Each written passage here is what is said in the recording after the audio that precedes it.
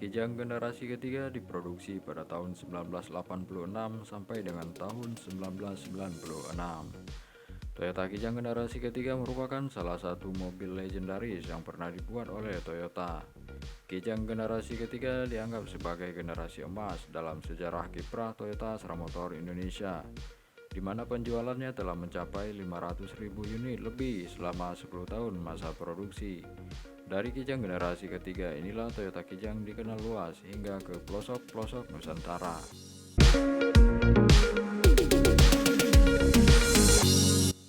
Kijang generasi ketiga ini terdapat juga varian pickup.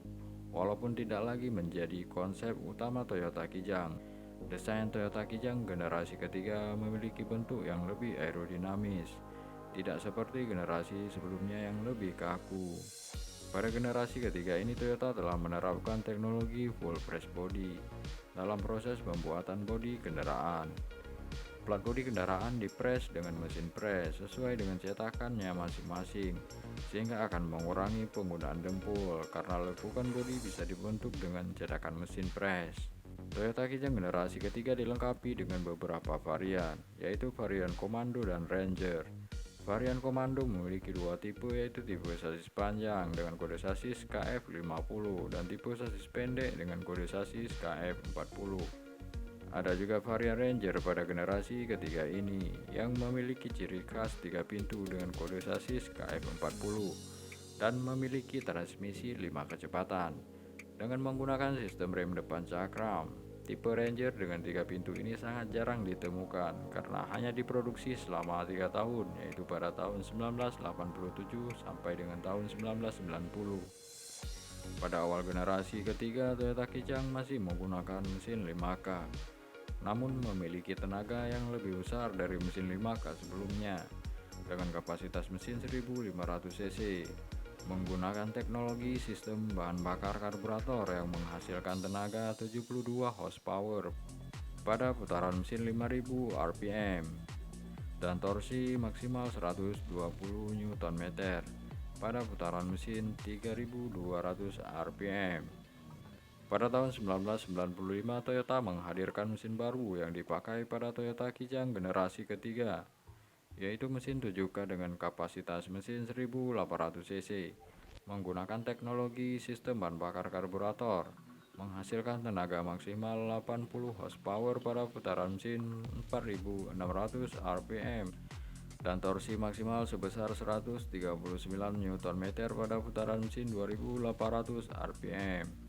Konstruksi mesin Kijang seri ketiga yaitu berbentuk inline atau segaris dengan 4 piston, memakai 2 klep per 1 piston, yaitu 1 klep masuk dan 1 klep buang. Jika ditotalkan, mesin Kijang generasi ketiga total menggunakan 8 klep. Semakin banyak klep dalam 1 piston, maka semakin banyak campuran udara dan bahan bakar yang bisa masuk ke ruang bakar, sehingga tenaga mesin bisa lebih besar. Teknologi mesinnya menggunakan penggerak klep sistem overhead valve, di mana camshaft dipasang di blok mesin sedangkan klepnya terpasang di cylinder head. Mekanisme kerja sistem penggerak klep model overhead valve adalah camshaft yang terpasang di blok mesin menekan push rod menekan rocker arm, dan rocker arm menekan klep yang terpasang di cylinder head, sehingga klep masuk dan klep buang bisa terbuka dan tertutup secara bergiliran. Bahan bakar dan udara bisa masuk ke dalam ruang bakar sehingga bisa terjadi pembakaran. Kekurangan sistem penggerak klep overhead valve, suara mesinnya lebih berisik dibandingkan dengan sistem penggerak klep model overhead cam dan double overhead cam. Pada mesin Toyota Kijang generasi ketiga, mesinnya menggunakan penggerak klep model timing chain atau model rantai. Kelebihan mesin yang menggunakan penggerak klep model timing chain adalah lebih tahan dan tidak perlu mengganti timing chain secara berkala, dan timing chain sangat jarang putus. Kelemahannya adalah suara mesinnya sedikit lebih berisik dibandingkan dengan mesin yang menggunakan penggerak klep model timing belt. Berbeda dengan sistem penggerak klep model timing belt yang harus diganti secara berkala setiap 100.000 km untuk mencegah timing belt putus dan bisa merusak mesin, sehingga ini akan menghemat biaya perawatan bagi pengguna Toyota Kijang generasi ketiga. Teknologi sistem pengapian Toyota Kijang generasi ketiga menggunakan sistem pengapian konvensional yaitu menggunakan satu koil untuk membagikan pengapian ke masing-masing busi dengan menggunakan perantara distributor dan kabel busi. Untuk sistem pengapian konvensional, untuk perawatannya lumayan gampang dan spare partnya banyak tersedia. Pelumasan mesin Toyota Kijang generasi ketiga bisa menggunakan oli mesin dengan kekentalan 10W40 atau 15W40.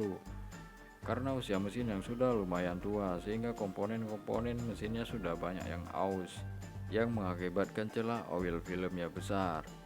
Jika memakai oli yang lebih encer, maka suara mesinnya akan kasar. Oleh karena itu, untuk mesin 5K dan 7K cocok menggunakan oli yang sedikit lebih kental, yaitu 10W40 atau 15W40. Toyota Kijang generasi ketiga menggunakan sistem penggerak roda belakang. Suspensinya menggunakan model suspensi wishbone dengan bekas batang torsi yang dipakai untuk suspensi depan. Konstruksi model suspensi ini dilengkapi dengan lower arm dan upper arm, bekas batang torsi, shock breaker, stabilizer, dan karet peredam. Suspensi ini termasuk dalam suspensi yang lumayan nyaman dipakai dalam melewati berbagai kontur jalan.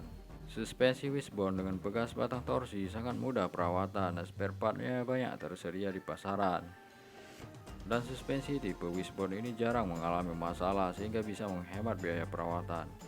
Untuk suspensi belakang, Kijang generasi ketiga masih menggunakan sistem suspensi axle rigid dengan axle model pipa.